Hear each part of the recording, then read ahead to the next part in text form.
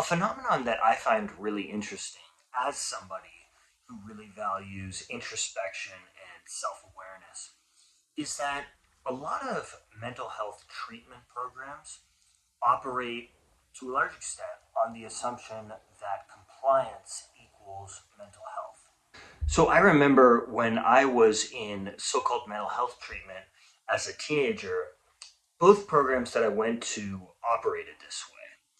And there was a lot that you had to comply with. There were many rules, there was constant evaluation and surveillance, there were many different tasks and assignments and things that you had to do. And it was assumed that the degree to which you did this and the degree to which you um, demonstrated that you have the same, that you think the same way as the mental health professionals who have power over you there, that is the primary measure essentially of mental health. They didn't say this, but this is, from what I observed, how they operated. And I remember some people would just consistently display noncompliance. They wouldn't do what they were told. They would break the rules. They would sort of have a self that was independent of the mental health professionals there. And what would happen is basically these programs would operate on a level system. So, in order to graduate from these programs, which meant that you were now mentally healthy, um, that you basically had to do a bunch of things to move up these levels. And if you broke the rules too much, then you would move back down to the bottom level and then have to work your way back up. And so they would keep us there longer and charge our parents more fees, and often the parents couldn't afford it, so they would be basically browbeaten into taking out loans in order to keep us there because these mental health professionals were saying, well, this is what's required in order to make this kid mentally healthy. But I remember for me, as I was going through these programs, there was a very strong sense in myself that the more I complied, the more I went along with these things, the more that I bought into their ideas, the more I internalized them, the weaker I became, the weaker I felt, the more broken I felt. And indeed, the less mentally healthy that I was. And so, my own very real source of healthiness within myself, my own sense of healthiness, was basically diametrically opposed to the ideas that the staff had with regards to what constitutes mental health. So there was always a very deep part of me that really did not and could not truly believe that compliance equated to mental health. Now, my experience was that the mental health system is just one of several interlocking systems that all equate compliance with mental health.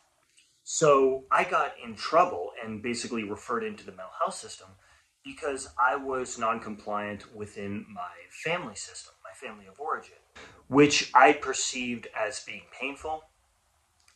I had felt like I'd been dying inside every day for as long as I could remember, which I perceived as being dysfunctional, and which, looking back on it, very clearly had intergenerational trauma. And I was also non compliant with the school system, which, particularly as I became a teenager, I became more aware that this method of education was really not good for me. And I also increasingly started to believe that it was more about obedience training than about creating well-rounded adults. Well-rounded adults who are intellectually and creatively prepared for life in our world, and who are able to sustain or perhaps build a democratic and consensual society. So it seemed to me like the school system was seriously not serving my interest. And so in both of these cases, it seemed to me that non-compliance was, on some level, the healthier option. Of course, it's not an ideal option for all kinds of reasons. It would be better to have better options than just obedience or rebellion. But because I rebelled, I was deemed to be unhealthy. And the mental health professionals I encountered all basically treated me like compliance with those systems, with my family system, with the school system, is what was essential. This is related to a point that the psychologist Bruce Levine makes, which is that, according to him, many of the people in our society that are labeled as mentally ill are really just, as he puts it, anti authoritarian, in the sense that they question authority, that they are pained by coercion, and they are pained, therefore, by the coercive systems that they so often are stuck in. And that often this pain will lead to emotional reactivity, behavioral disturbances, and perhaps substance abuse issues. And that the mental health system ultimately is often more about controlling them and maintaining the status quo for whoever is in charge, not about sincerely understanding them and meeting their real needs. And this really got me wondering that maybe the reason why I had been deemed as basically mentally ill within the context in which I was struggling had more to do with positive qualities about myself rather than negative qualities. Positive qualities like a strong connection to my real self, a strong connection to my own interests within the school system, a strong connection to my own gut feelings, a deep sense of what I knew to be true and right, and that these and also a lot of passion, a lot of connection to my own sense of passion and purpose, and that all of these things, despite being very positive, do not fit within systems that are controlling and backward in some ways. And they don't fit in systems that are often run by people who lack self awareness, who are very unhealed, who are in denial of the dysfunction that they're perpetuating. Now, something that I find really interesting is that the mental health professionals I encountered basically had this working assumption that noncompliance in one's life with these systems, certainly with them, was basically a risk factor for various mental health conditions, and in particular for substance abuse, which is really interesting because, again, it just seems to me on such a deep level that it must be the opposite. That when you are stuck in a system and a situation that is painful, then you need to actually address that pain and you need to address the context in which it is occurring. And that if you just bury all of that and force yourself to adjust to a situation that isn't working for you, then clearly that's going to be the risk factor for things like substance abuse. I mean, this just seems to me like basically common sense that if you're stuck in a painful situation, then you might turn to substances in order to cope with that pain. And so you should actually try to deal with that pain rather than try to adapt to it. But again, these mental health professionals, as I saw it, just forced us teenagers to adapt to that situation. And that if we actually take ourselves seriously, then that will somehow cause substance abuse issues. Now, this pattern of mental health professionals basically equating compliance with mental health is something that I think shows up in many different places within the mental health system. And I don't want to paint a broad brushstroke and say that it's always what occurs, but I think it is quite common and it does show up in different places. So, certainly in youth so called mental health treatment, as I understand it, it shows up a lot in addiction treatment. And also, I experienced it a lot just in basic one on one therapy, where the therapist essentially, as I experienced it, expected me to submit to them and expected me to basically accept their interpretations and accept their authority over my own life. And if I were to kind of own my own authority over what I think is true in my own life about my own inner world, then they basically pathologized that.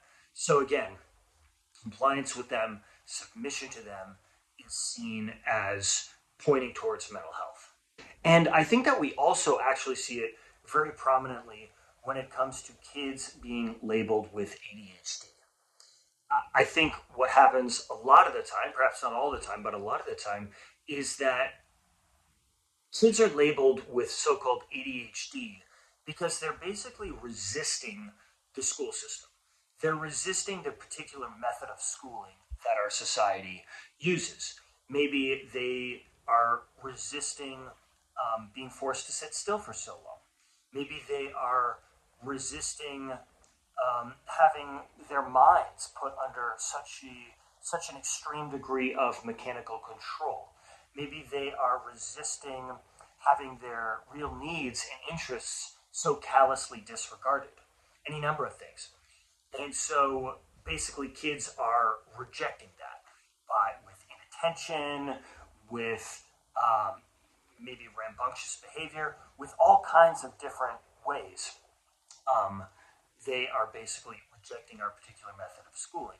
And something that I think we don't talk enough about, or perhaps in many circles don't talk at all about, is the fact that our method of schooling is not a fact of nature. It's a fairly recent phenomenon, and it's a very recent and very radical social engineering project. And so we shouldn't forget that. And I think that when we see it in that context, it makes a lot of sense why a lot of kids are not going to adapt well to that system, and that it doesn't reflect poorly on them that they don't. And I think it's unfortunate that the mental health system gives our society these sort of unholy tools for looking at kids this way, for looking at kids as defective, for resisting that school system. And what I think is really unfortunate is that as mental health professionals focus on compliance as being the source of mental health, they neglect and then they force us to neglect what might be the more true sources of mental health for us.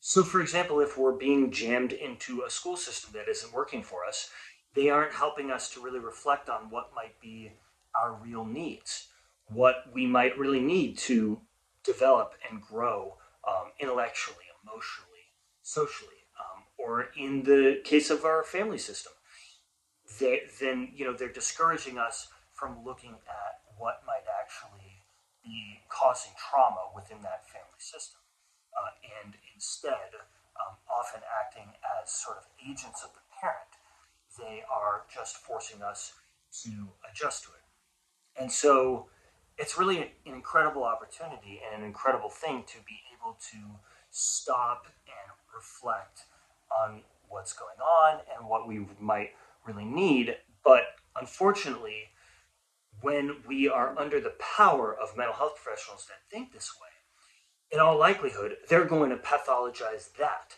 right? It's again this thing of pathologizing healthiness. They're going to pathologize us really being introspective and sort of claiming our own authority about what's going on in our lives. Because if we do that, then we're not focusing on compliance and adaptation to the status quo. So then they treat that as pathological. That's what I experienced. I remember when I was in youth so-called mental health treatment as a teenager, when I would start talking about these things that I've done so much more of in recent years because it's really what's actually healthy. When I would start to do some of that, they would pathologize it and they would just, treat me like I'm immature or something like that. And so it's quite unfortunate how these people are acting more as agents of status quo maintenance within broken systems rather than people that are truly helping us to develop self awareness, helping us to become more empowered, more authentic, and more creative. They might have a lot of propaganda and a lot of spin that they believe themselves about what they're really doing. But my experience was the truth of what they're doing can be quite different. So those are some of my thoughts on this relationship between compliance and mental health. Again, I think that they often don't go together, and that compliance with these systems can often be far more of a risk factor than questioning things, thinking about what might actually be better for us, what our real needs are, etc., even if that means that we evolve out of those broken systems. So I hope that you've enjoyed this video. Please subscribe to this channel if you haven't done so already. Please also share this video with anybody who you think might find it valuable. Thank you so much for watching this all the way to the end, and I look forward to having you next time.